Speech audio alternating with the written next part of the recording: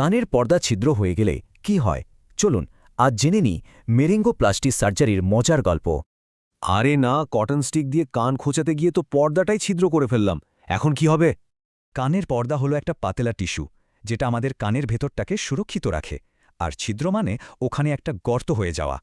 Doctor বলছেন এই গর্তটা কিন্তু নিজে নিজে ঠিক হবে না, এর জন্য সার্জারি লাগবে।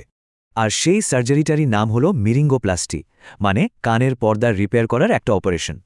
কিন্তু প্রশ্ন হলো এটা কিভাবে কাজ করে। চলুন পুরো ব্যাপারটা একটু কাছ থেকে দেখি। তো পর্দাটা ঠিক করতে যে একটা প্যাচ লাগবে, সেটা আসবে কোত্থেকে? এই ছিদ্রটা সারাতে দরকার হয় ছোট্ট একটা টিস্যুর টুকরো, যেটাকে বলে গ্রাফট।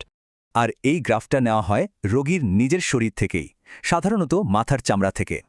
হ্যাঁ, ঠিকই শুনছেন, নিজের শরীরের জিনিস দিয়েই কিন্তু এই মেরামতটা করা হয়।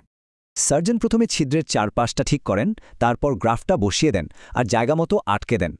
এই গ্রাফটা একটা সাপোর্টের মতো কাজ করে, এর উপর ভর করেই নতুন কোষগুলো জন্মাতে শুরু করে। মানে এটা পর্দার কোষগুলোকে আবার জন্মাতে সাহায্য করে, আর আস্তে আস্তে ছিদ্রটা পুরোপুরি সেরে যায়।